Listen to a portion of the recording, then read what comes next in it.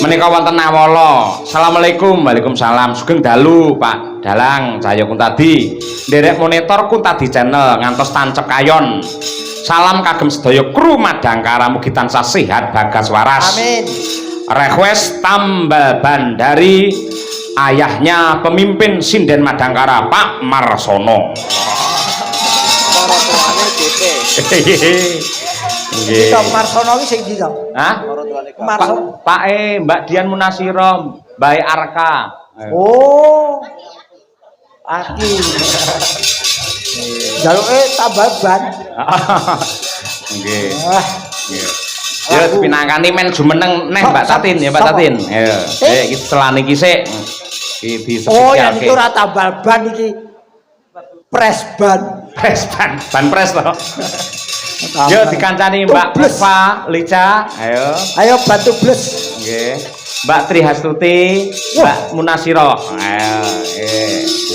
Ayo iki, wah jan wis.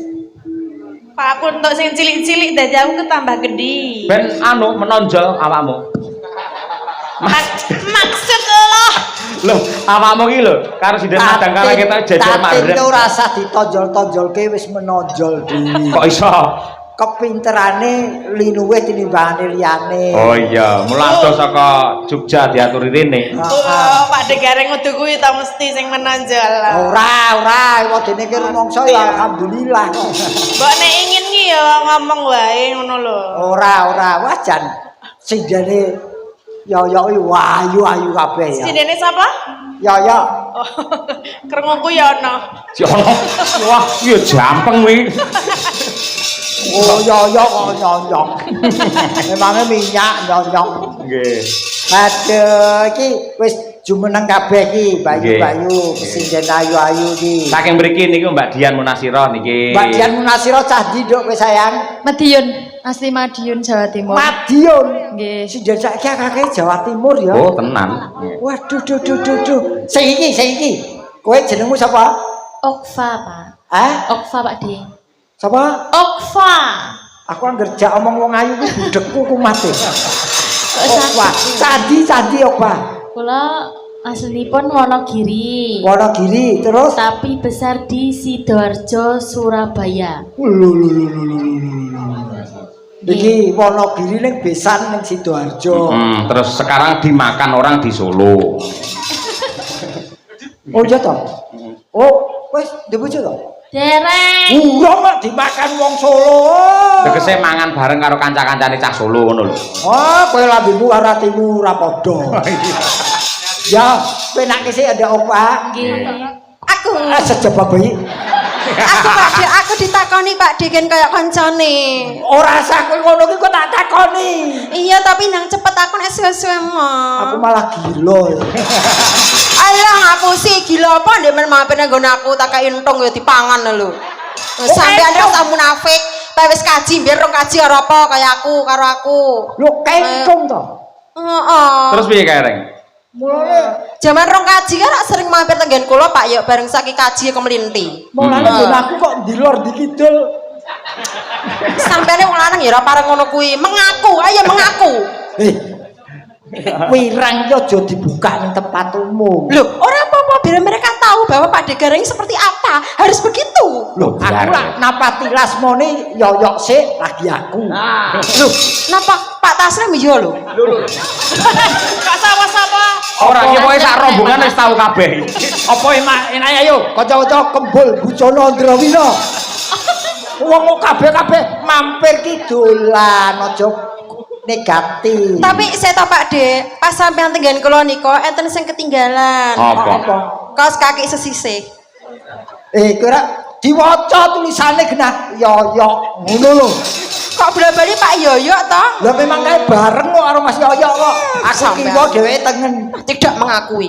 Ah, ngodian kowe. Semuci suci. Semuci suci mbiyen kaya. Jebule Pak Gareng ya ngono ta. Klemben. Kok andekno kok. Andekno kok karo aku kok kipat-kipat jebulane malah wis karo iki barang. Aku ya keloro-loro ya Aku terus terang aku ora ngakoni wong biyen ki aku pas mendem. Lah terus sampean tak ndemi lho, Dik. Lho lah piye aku malah didemi. Kuculuk kabeh. Niki Tuti lare Ngawi dadi Jawa Timur, Jawa Timur, Jawa Timur. Kowe ngendi kowe? Mendi sapa? Yogya Timur kowe. Kok Yogya Timur? Sentul. Yogya Kulon. Oh, kulon. Lah ya ngene kulon terus diputer dadi timur. Ya wis pokoke Yogya. Ya Yogya. Niki pun tepung sedaya niki Nggih. wah penyanyine pesinjane Mas Yoyo ora ono sing guang pokoke. Nggih, pangestune Mbak Gareng. Mergo lek diguang ya nang ditemu wong-wong kuwi yo ayo. Pokoke Pakde, Ditemu aku pengging temu sapa-sapa.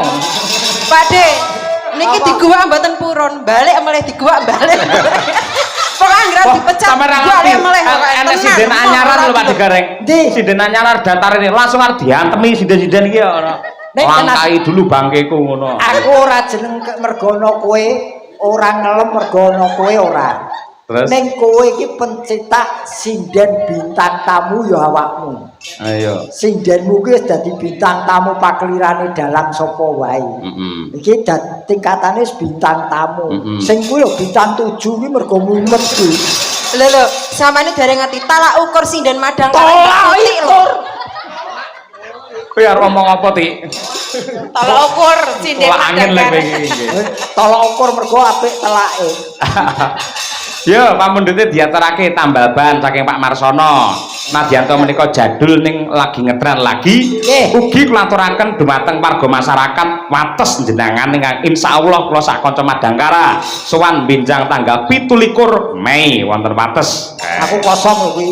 Heeh, ayo. Aku kosong. Kosong istirahat, awake nggih leren wis sepuh. Tawa kok malah kok istirahat. Tambal ban oke, yuk kekeos.